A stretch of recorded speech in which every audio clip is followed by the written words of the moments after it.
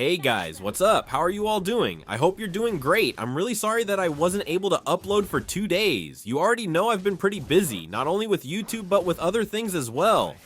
By the way, in this video, we're going to talk about the mistakes that many junglers make, mistakes that most players ignore, but they actually have a huge impact on the game. So make sure to watch this video until the end, because you'll definitely notice something in this gameplay that many players never pay attention to.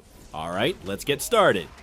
The first mistake here is ignoring the enemy lineup. I know a lot of players do this, or they just don't pay attention to what the enemy team is using, but this should be the very first thing you check, especially when you're the jungler. This is where you understand whether you can match their heroes or not. You need this so you can plan how you're going to start the game, not just picking your hero and thinking everything will be fine, then expecting that you'll automatically win your lane. And the next mistake is about taking objectives. I know that for many players, the turtle is super important, but I always say this: it's only okay to take the turtle if you have a teammate with you, or if your roamer is zoning the enemy for you. Don't take or steal the turtle alone, because you might just get picked off. It's fine if you're someone like Kyrie, King Kong, or any of those high-level junglers. But if you're like me, someone who's not that great at jungling, then don't contest it alone. And thankfully, our roamer in this game is actually good at reading the situation. You know, one of the most important qualities of a good roamer is their ability to think ahead. They check if the enemy is planning an invade, they check bushes, they know when you need help, and they also know when to leave you alone in the jungle. Good roamers are also great at reading the minimap. They're not the type to stay in the gold lane the entire time, because that's not their job. They're roam for a reason. Their job is to roam. So to all my roamer viewers out there, keep this in mind. A roamer is a roamer because they roam. Don't stay in the gold lane for too long.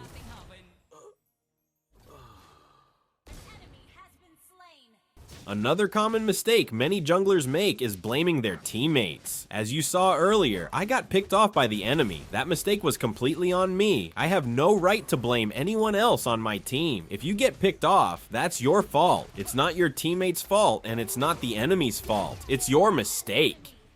I see so many players who would rather blame others than accept that they made the wrong play. They point fingers instead of admitting the truth that they messed up. Someone commented on one of my videos saying that I'm the only content creator who shows my own deaths, and that even though I'm low rank, I still have the courage to make content. And I just want to say this: I'm doing all of this to help other players, especially the newbies, the beginners, the ones who are still learning, the so-called noobs. Because here's the truth. All of us started as noobs. There's no player who saw Mobile Legends for the first time, installed it, and instantly became good. There's no such thing. I've never seen anyone like that. All of us went through being weak, being confused, being noob. That's why I want to help others learn. I'm not here to teach you how to become a pro. If someone wants to be a pro player, then they're in the wrong place. Because I don't teach how to be a pro. What I teach comes from my 7 years of experience playing this game. I'm not afraid of losing subscribers just because they see my win rate. I'm not afraid of losing subscribers if they see my noob gameplay. I'm not doing this for money or fame. I'm doing this to help others improve. Now let's go back to the game. You saw earlier that I went for a tower dive. That's another common mistake many junglers make. You can do that if your hero is Lancelot or Ling, heroes that can easily escape. But if you're using a hero that isn't that mobile, then don't even try to tower dive. Only do it if you have your roamer with you, or if you're confident that you won't get picked off.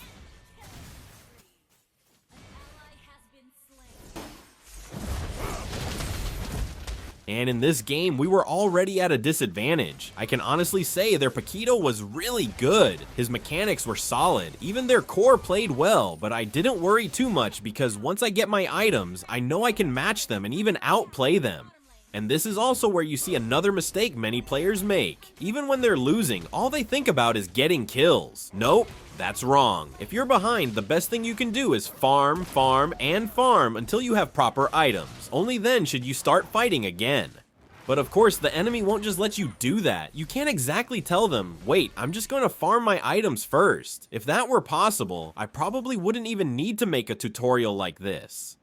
So what you can do is to try the rat playstyle. I learned this style back when I used to play Dota 2. The idea is to avoid big team fights and focus on sneaky plays like pushing lanes when the enemy is distracted or farming safely in the jungle. The main goal is usually to destroy towers while the enemy team is busy elsewhere. Good heroes to use for this are Zilong or Ling. Give it a try, it might work well for you.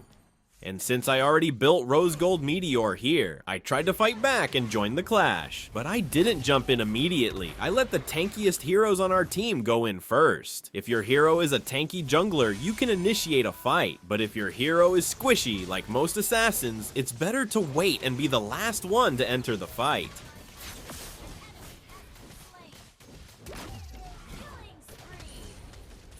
And since they were busy again at the top, I went back down to grab my red buff. But their marksman was also here, so I just picked him off. Here we were slowly starting to come back, but when this happens in your game, don't forget to be careful. At this point, if you get wiped out, you'll really lose the game. We don't have a second tower anymore, so it's easy for them to finish us off if we're eliminated. That's why you have to be extra careful. Always check your position. Is it safe or dangerous? In situations like this, especially if you're not very strong yet, it's better to stay at the back during team fights. Here we were pushing mid and also picked off some of the defenders. But when this happens in your game, don't get overconfident. Like I said earlier, one mistake and the enemy can push straight to your base and the game can end immediately.